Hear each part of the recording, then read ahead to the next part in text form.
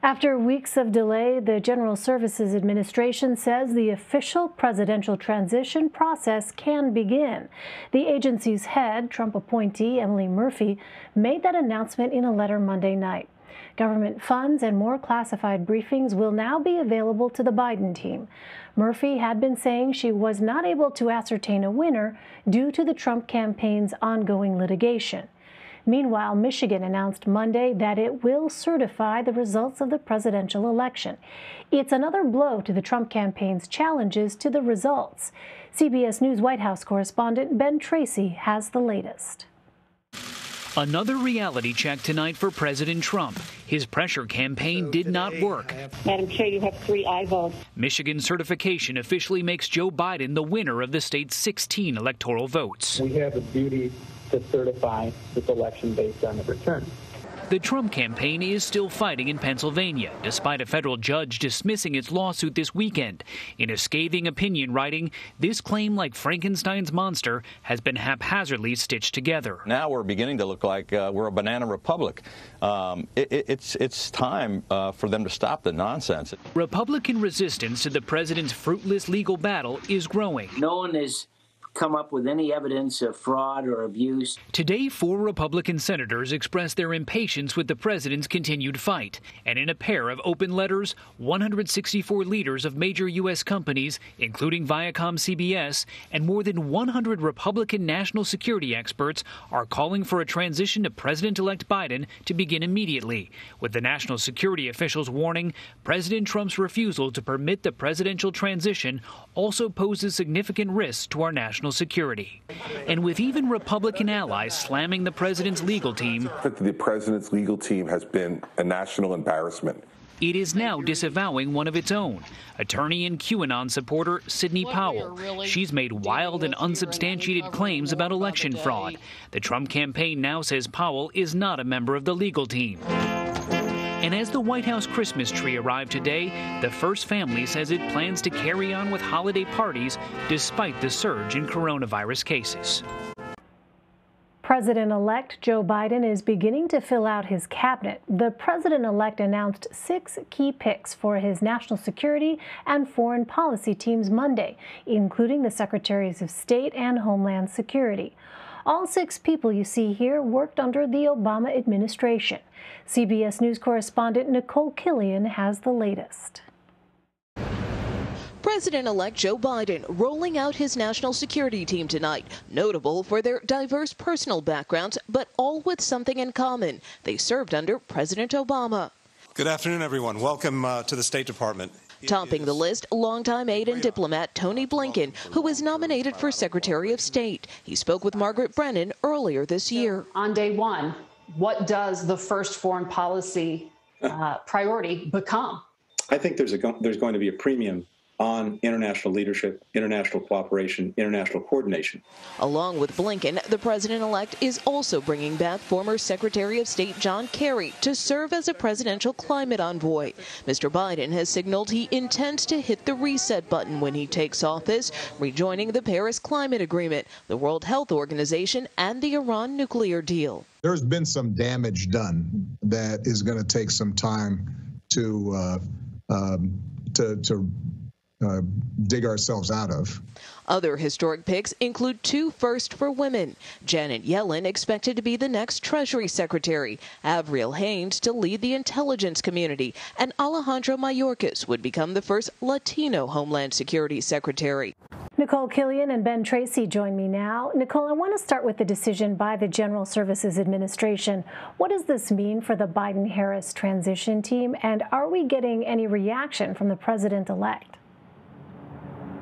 Well, Elaine, it means a lot to the transition team. I mean, in essence, this was the moment that they have been waiting for. And so in a statement that was released not too long ago, the Biden transition team called this a needed step to begin tackling some of the challenges facing our nation. And that is something that the transition team has been pointing out for the last several weeks now, that without that ascertainment, they haven't been able to talk to administration officials. They haven't been able to get real-time data on the coronavirus, whether it's towards information about the vaccine and distribution, about the national stockpile, just conferring with various experts in different federal agencies. They also have been unable to get any intelligence briefings or do background checks. I mean, we saw the president-elect start to roll out members of his cabinet. Those people, the transition team had said, couldn't get background checks until they got that ascertainment. So in essence, this is the key that unlocks the door, and certainly the Biden transition team very excited to move forward with the next stage in this.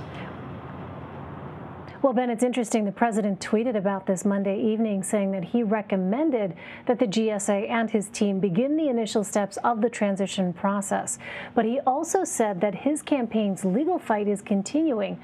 What does this letter signal about how the president and his advisors feel about his legal challenges?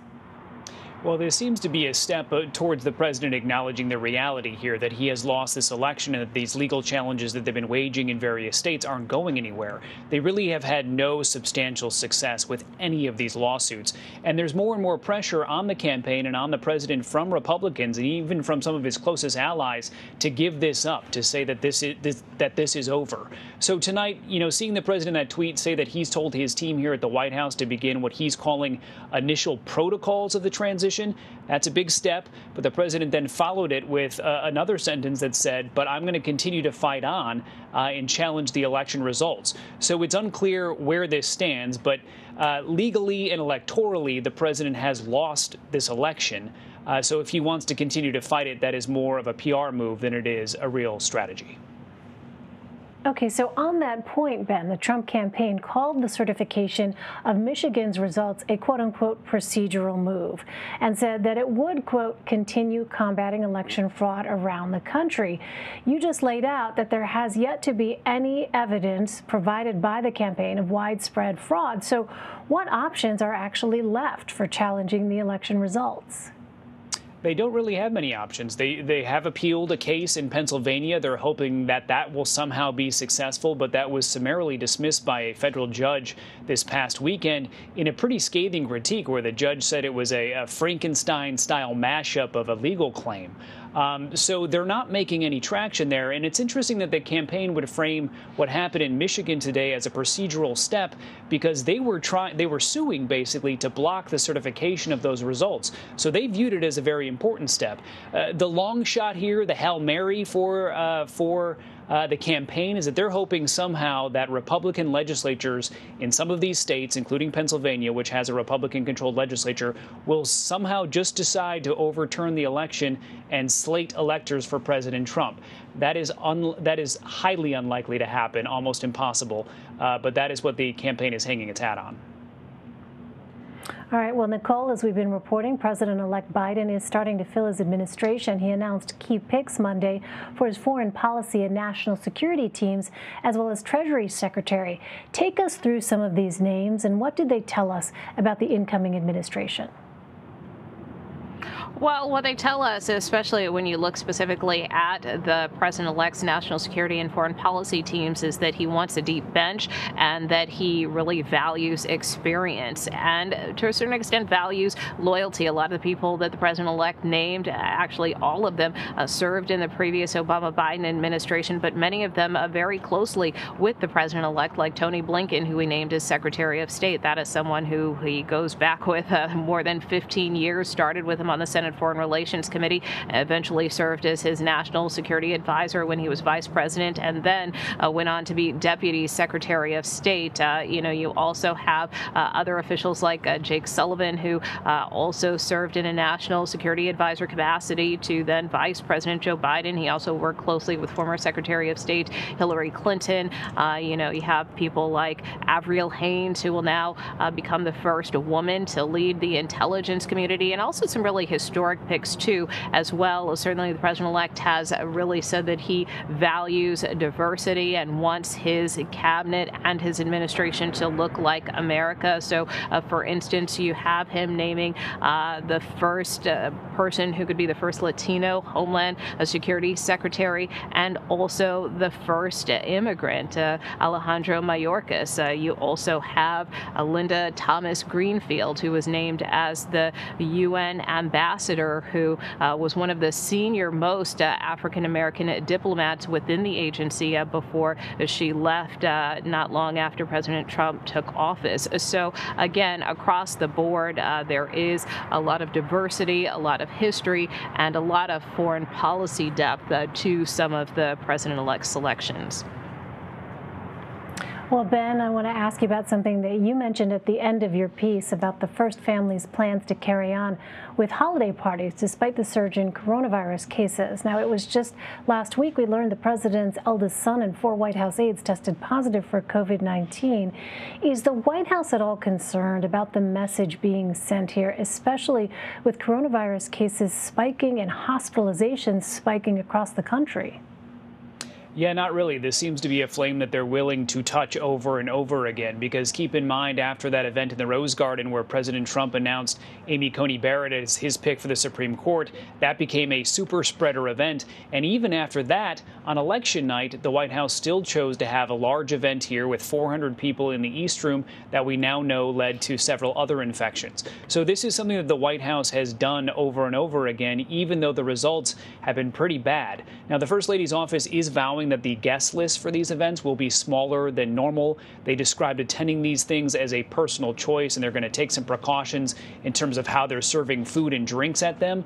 But also keep in mind that the administration's own Surgeon General has warned that holiday gatherings can be super spreader events, and he said that the recommendations from the CDC apply to the White House just as they would apply to anyone else's house.